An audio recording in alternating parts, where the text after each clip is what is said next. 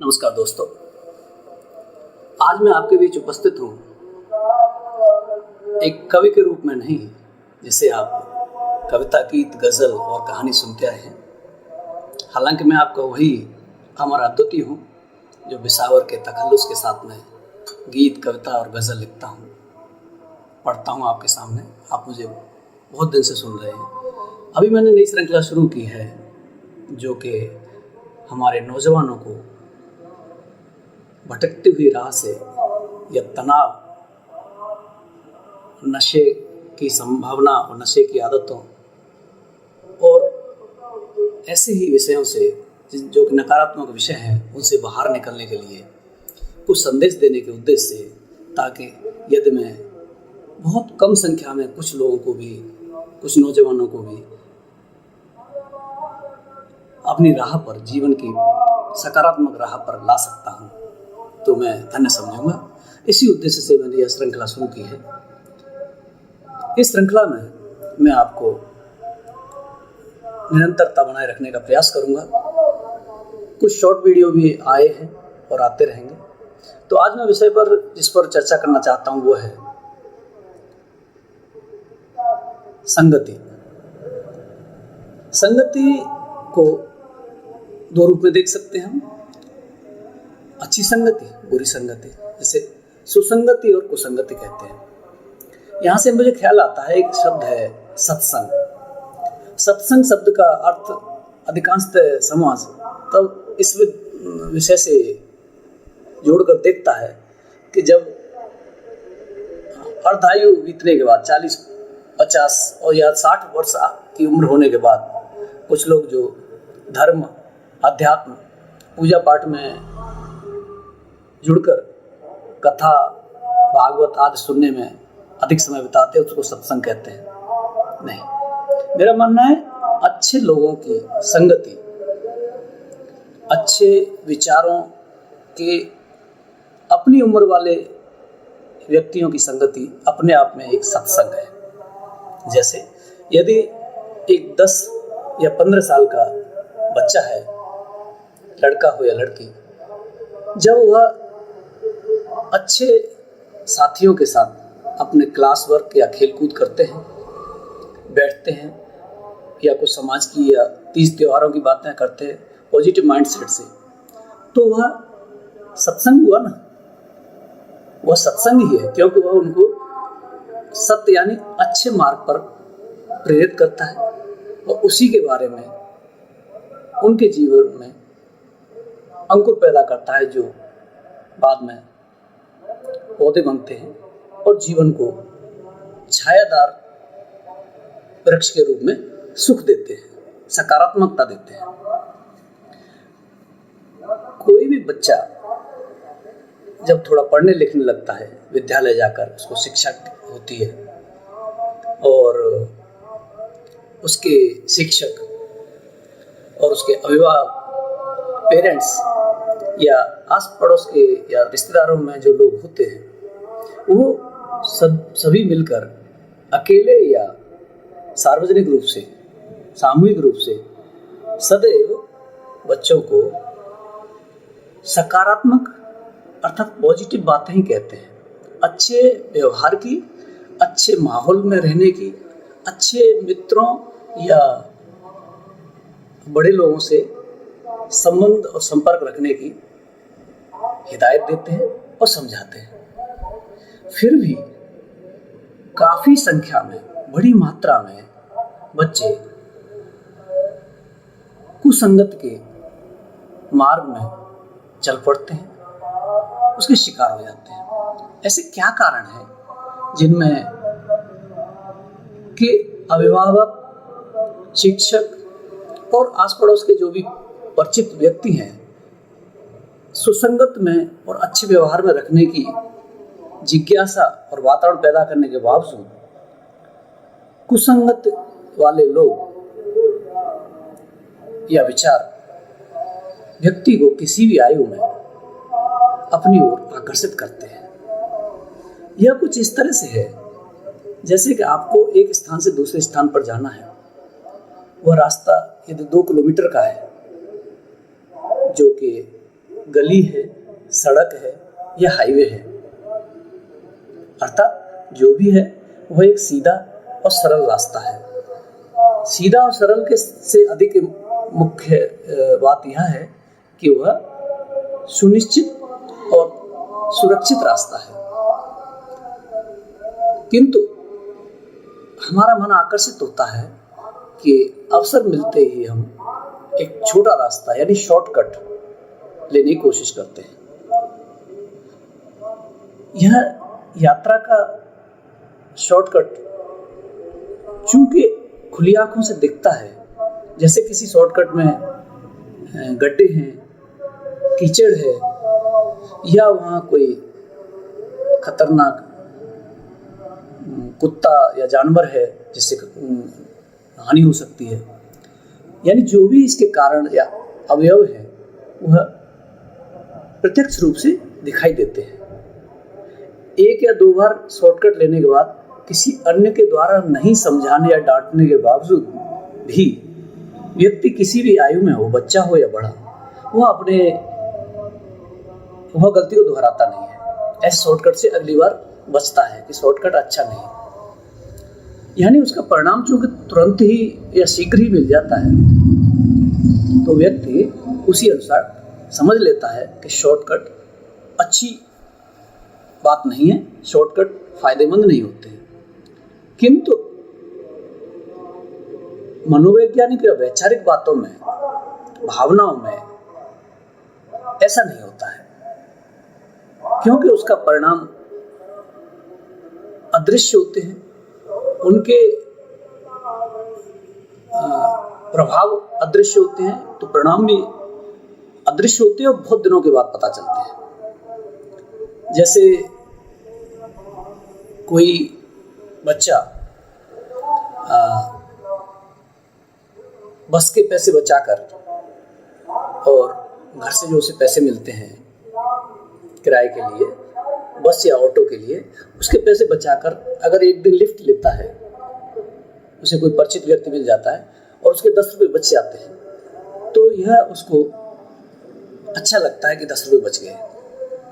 किंतु यदि इस बात को वह किसी से साझा नहीं करता है, यह स्वाभाविक है, और यदि वह इस बात को, इस क्रिया को आकर्षित होकर रिपीट करने लगता है, उन्हें ऐसा प्रयास करता है कि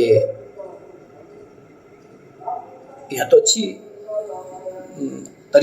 अच्छा तरीका है कि कोई न कोई परिचित तो अंकल, भैया या कोई भी यदि वरिष्ठ आयु का व्यक्ति है, वो अपरिचित बच्चों को भी लिफ्ट दे सकता है। तो यह एक अच्छा उदाहरण है कि लिफ्ट का जो चस्का है, यहाँ मैं चस्का शब्द का प्रयोग विशेषतः करना चाहता हूँ। कोई भी नई वस्तु जो कि नकारात्मक है, जो कि आगे चल के जीवन में नुकसान पहुँचाती है, शरीर को, मन को, विचारों को या हमारे सब मिला के हमारे जीवन को, तो वह आदमी को आकर्षित करती है। लेकिन यह प्रथम कदम है। उसके बाद बात आती है कि वह उसके बारे में सोचता है कि नहीं, कि यह सही है या गलत है, या उसका आनंद लेने लगता है, यानी वो शौक बन जाती है या आदत बन जाती है। आकर्षण और शौक या आदत बनने के बीच में जो मुख्य बिंदु है, जो मैंने अपने अनुसंधान में पाया, कि कोई भी क्रिया शीघ्र ही शौक या आदत नहीं बनती, वह एक चस्का जैसे पदार्थ से गुजरती है। चस्का क्या है? चस्का यह है कि वह ये सोचता है, वह बच्चा हो या बड़ा, कि यह तो अच्छा है और किसी को पता भी नहीं है। वो इसका आनंद लेने लगता है, लुत्फ उठाने लगता है, और धीरे धीरे उसे पता नहीं चलता कि यह उसका गुलाम हो गया है। अब उसे 10 रुपये या जो भी पैसे अपने माता पिता से, अभिभावकों से मिले हैं उसी कार्य के लिए, जबकि उसे पॉकेट मनी या नाश्ते पानी के लिए अलग से धन मिलता है, तो वह उसका जो दुरुपयोग करने लगता है चस्का के रूप में, वो धीरे धीरे वह उसका गुलाम हो जाता है। यदि एक दिन किसी विकट परिस्थिति में उसे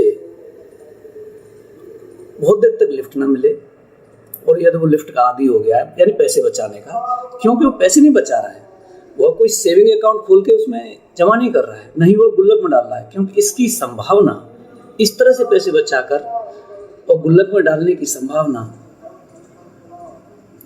1000 का 1 अंश से भी कम है। 10,000 में 1 अंश मान सकते हैं। वह एक अत्यंत गरीब परिवार का बच्चा अगर हो तो ऐसा कर सकता है। सामान्यतः मिडिल क्लास के बच्चे में इसका एक ही कारण है कि यह उस पैसे को कहीं और खर्च करता है। कहाँ करेगा? पैसा अपने आप रास्ता ढूंढता है खर्च करने का, कुलबुलाता है। खासतौर जब पैसा कहीं से खींचा हो, दबाया हो, छुपाया हो या दुरुपयोग तरीके से, गलत तरीके से अपने पास आया हो, वह धन, वह पैसा अधिक कुलबुलाता है। वह ज़्यादा देर रुकता नहीं है, वह अपने आप रास्ता ढूंढता है। फिर क्या होता है? वह बच्चा या बड़ा जो भी हो, वह उसका दुरुपयोग करता है। अर्थात यदि उसको कुछ गुटखा या इस तरह का पदार्थ चबाने वाला, जिसमें कि हल्की सी संवेदना पैदा होती है, शारीरिक हलचल पैदा होती है, उमंग सी आती है, या वह देखता है बहुत दिनों से कि दूसरे बच्चे या बड़े लोग उसको रेगुलरली यूज़ करते हैं, तो कुछ न कुछ भिन्न होगा, कुछ न कुछ अवश्य ही उसमें कोई ज़बरदस्त बात है, वह उसका खर्च वहाँ करेगा। क्या होगा? अब चूंकि वह निरंतर पैसा बचा लेता है गलत तरीकों से, तो वह उसका पॉजिटिव प्रयोग नहीं करने वाला है। इसकी संभावना, जैसे मैंने अभी कहा, बहुत नगण्य है। वह इसका खर्च करने के भी रूप में शुरुआत में अकेले और चोरी के रूप में ही प्रयोग करेगा। इसकी संभावना बहुत अधिक है, क्योंकि वह इकट्ठा नहीं कर सकता। वो 10-10 रुपये बचा के 100 रुपये करने की न उसकी मनोवृत्ति है, न उसकी इतनी हिम्मत है कि उनको पैसों को रखेगा। आपको मेरी बातें थोड़ी सी कुछ लोगों को अलग लग सकती हैं कि मैं दूसरे मोटिवेशनल स्पीकर से भिन्न बोलता हूँ। मैं सतह पर काम करता हूँ, एकदम सतह पर, नींव पर, जमीन पर। मैं उन लोगों से ज़्यादा प्रेरित होता हूँ, उन सफल लोगों की कहानियों से ज़्यादा प्रेरित होता हूँ जो बहुत सामान्य स्थितियों से जूझकर कुछ बनाए, स्वयं का, समाज का, या जो भी कार्य उन्होंने किया। धन होने के बाद तो कोई भी फैक्ट्री लगा सकता है, माता पिता संपन्न होने के बाद तो कोई भी बिजनेस खड़ा कर सकता है। यहाँ कोई का अर्थ ये नहीं कोई भी, क्योंकि बहुत सारी बातें हैं, उन विषय में हम नहीं जाएंगे, परंतु मेरा कहने का मतलब था कि मैं सतह पर काम करता हूँ, इसीलिए मुझे सतह के बिंदु बहुत आकर्षित करते हैं कि मैं लोगों से चर्चा करूं, ताकि सतह के बिंदु ही ऐसे बिंदु हैं जो हमें अलर्ट करते हैं, अर्ली वार्निंग्स देते हैं। आजकल अर्ली वार्निंग्स वाला शब्द भी, जो कि पहले सिर्फ तकनीकी रूप में या मिलिट्रीज में प्रयोग होता था, संचार माध्यमों में प्रयोग होता था, हमारे जीवन में प्रयोग होता है कि आपको अर्ली वार्निंग्स, चाहे वो विचारों के बारे में हो, स्वास्थ्य के बारे में हो, करियर के बारे में हो, अर्ली वार्निंग सिग्नल्स को ध्यान में रखना पड़ेगा। यदि आपके बच्चे का आचरण बिना कुछ उपलब्धि के भी खुश खुश रहने का लगता है कि वह क्लास में अच्छा भी नहीं कर रहा है, खेलकूद में भी अच्छा नहीं कर रहा है, और अपने क्लास के साथियों या पड़ोस के बच्चों जो कि उसके हम उम्र हैं, जिनके साथ वो पहले अधिक समय बिताता था और अभी नहीं बिता रहा है, सम्मिलित कम होता है, तो ये अर्ली वार्निंग सिग्नल पर ध्यान देना चाहिए। यह किसी और की जिम्मेदारी नहीं है, क्योंकि आप उस दौर से गुजर चुके हैं।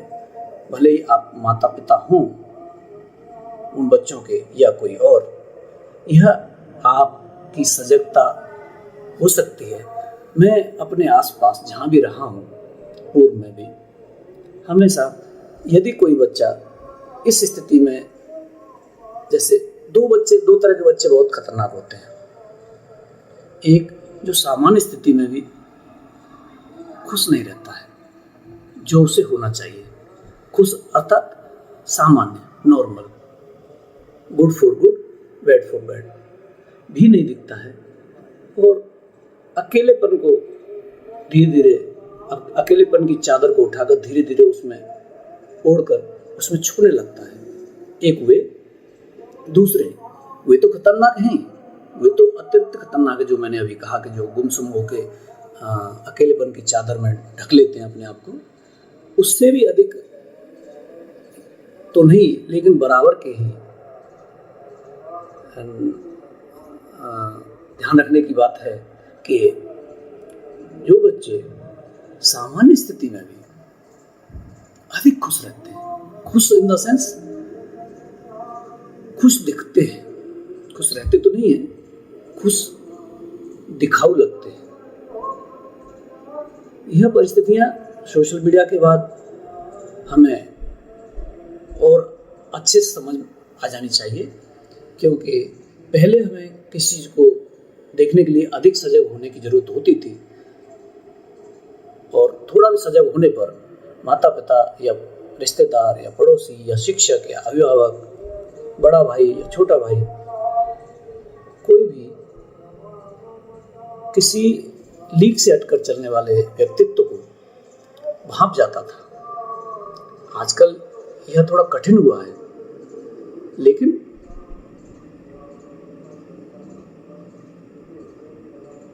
ऐसा नहीं है कि सजग रहकर हम उन्हें नहीं समझ सकते कि उसके जीवन में क्या हो रहा है। उसके जीवन में कुछ सामान्य नहीं हो रहा है, या तो वह सामान्य चीज़ों को भी असामान्य मान बैठा है, या असामान्य जो साधारण चीज़ें उनको बहुत बड़ी या उपलब्धियां मानने लगा है। यह दोनों ही सामान्य नहीं है।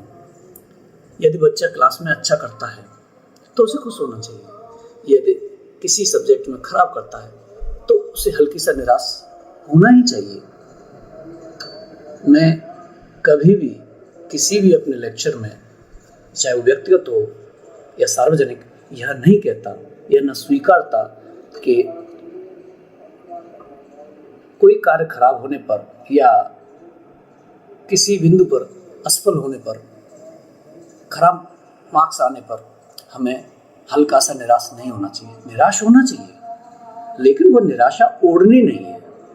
लेकिन निराश का अर्थ बुरा लगना चाहिए। मेरा कहने का मतलब निराश नहीं, बल्कि उसको बुरा लगना चाहिए। अगर चोट लगी है तो दर्द महसूस होना चाहिए, लेकिन या तो दर्द ही महसूस ना हो, या बहुत कम चोट पे या बिना चोट के ही उसके बात का बतंगड़ बना के उसका फायदा उठाना चाहिए।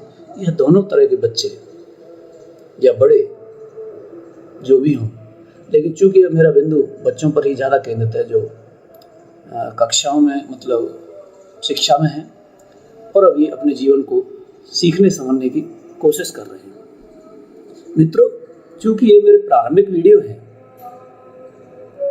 इसलिए मैं अभी इतना एक्सपर्ट की तरह आपको वक्तव्य नहीं दे पा रहा हूँ। मुझे थोड़ा स्वीकार करें और शीघ्र ही मुझ में और अपना एक अच्छा गाइडेंस या पथ प्रदर्शक खोजने की कोशिश करें।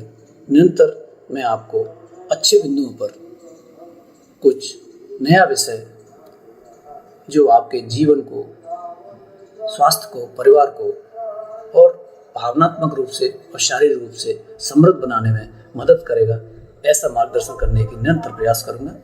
मुझसे जुड़े रहें और मेरा हौसला बढ़ाने के लिए अपनी टिप्पणी या जिस तरह से आप चाहें मुझे भी बताते रहें कि मैं बेहतर कैसे करूं।